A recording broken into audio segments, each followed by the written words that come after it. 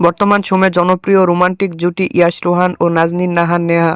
দিন দিন বাংলা নাটকের জনপ্রিয়তা বেড়ে চলেছে, সেই ধারাবাহিকতায় আবারও নতুন নাটক নিয়ে হাজির হয়েছেন জনপ্রিয় এই জুটি।